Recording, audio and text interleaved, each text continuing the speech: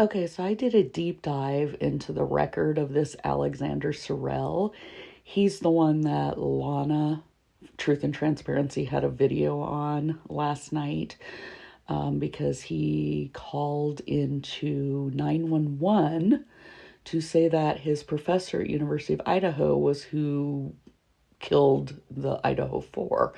And supposedly he has like information, but yet it sounds like Kootenai County Sheriff and Moscow PD feel like he has no information, like none of it is anything credible.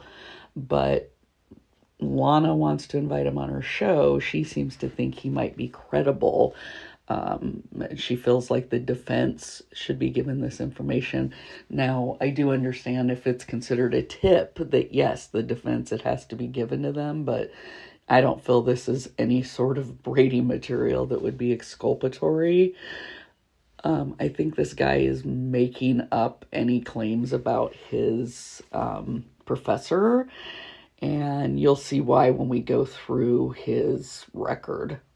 So if you're looking at this screen right now, he is currently in the Kootenai County Jail for aggravated assault, robbery, aggravated assault with a deadly weapon, and then they've also charged him with abuse of 911.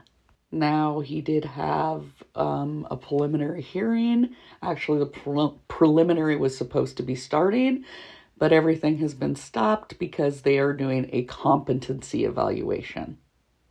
So everything's been put on hold at the moment. And it also looks like besides the aggravated assault that he also has a charge of interfering with a telecommunication line.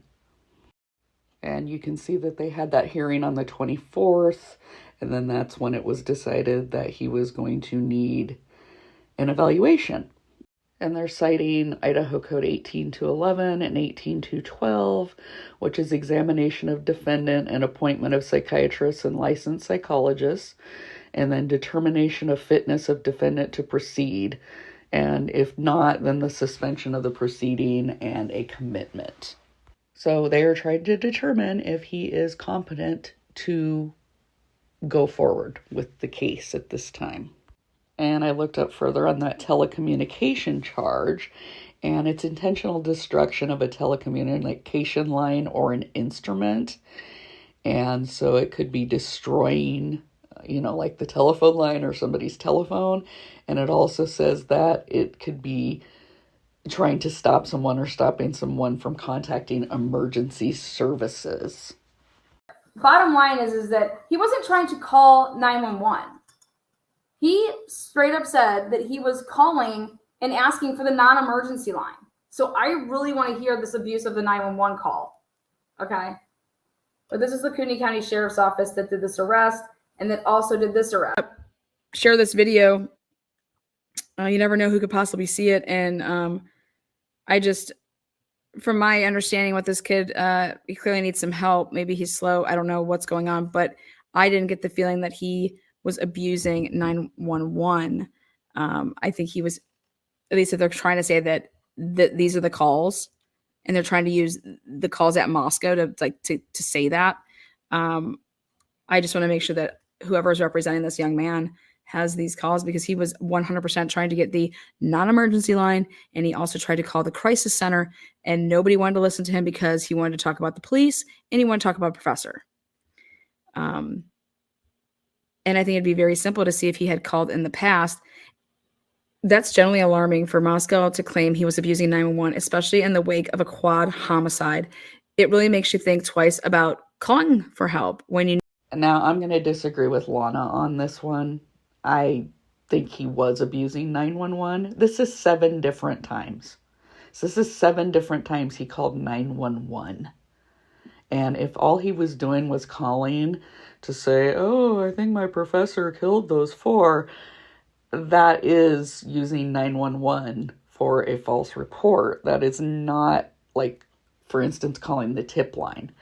I guess we'd have to hear the tape of all of these calls, but it sounds like he was basically not in his right mental state and that he was using 911 erroneously, and they will charge you with abusing it if you do that too many times. And 7 times is pretty crazy. And here's the law on that in Idaho. It says any person calling the number 911 for the purpose of making a false alarm or complaint and reporting false information, which could or does result in the emergency response of any firefighting, police, medical, or other emergency services, shall be guilty of a misdemeanor.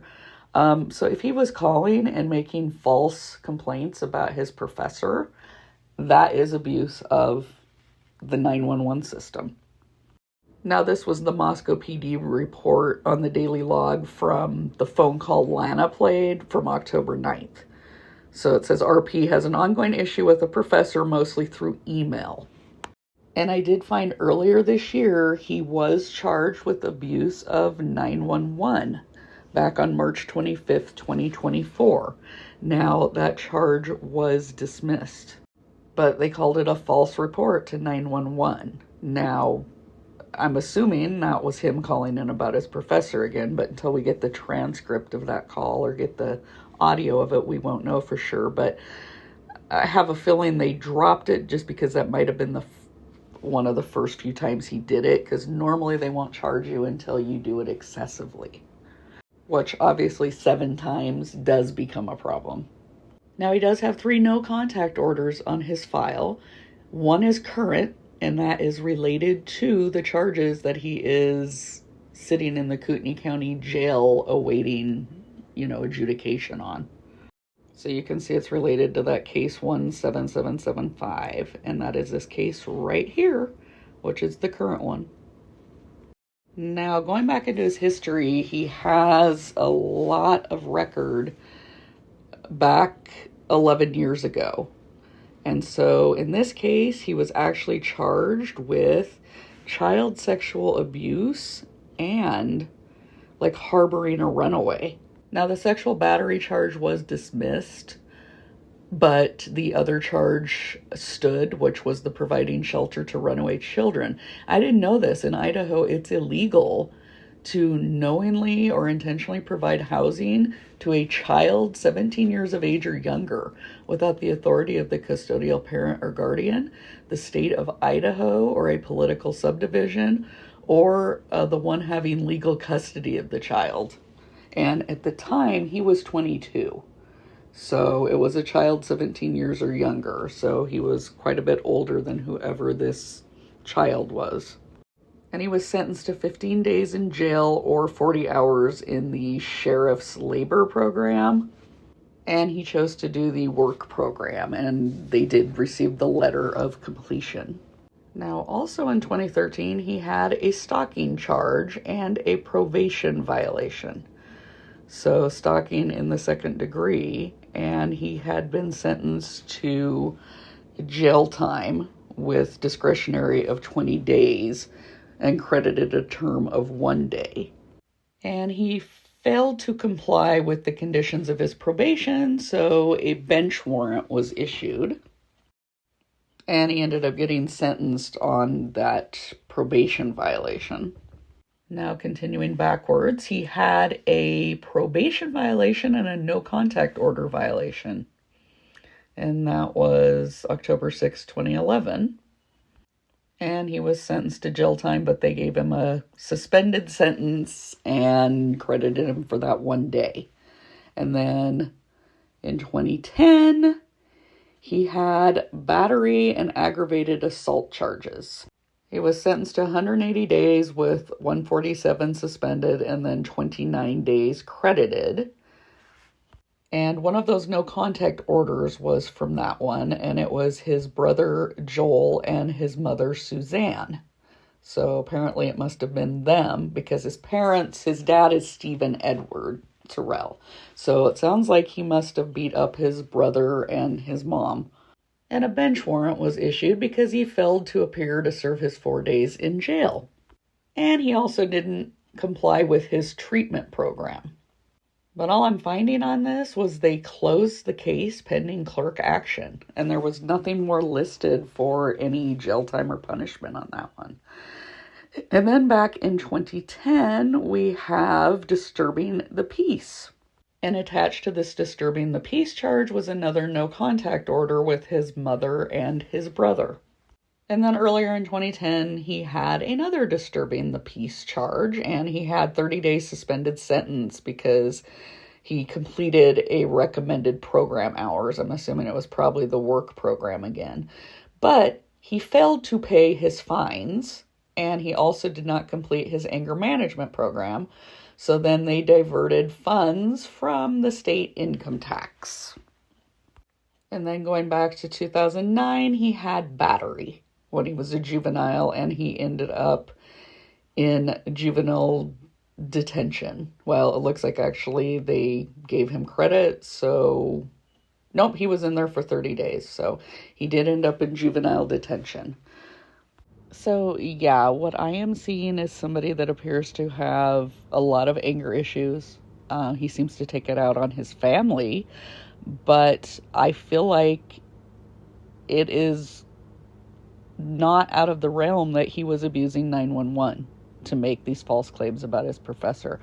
I personally would take this with a grain of salt, but I know from listening to Lana long enough that she's going to make this a big deal, and that you're going to see several other content creators out there starting to repeat that this professor at U of I could have been who murdered the students.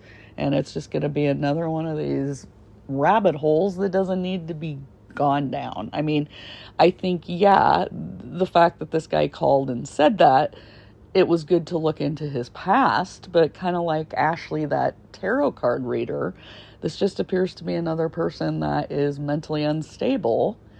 And as we know from history, just look at history of high profile cases, people with mental illness tend to be drawn to cases and tend to try to claim they know who committed the crime, or accuse others of committing the crime, or even inserting themselves and saying they committed it.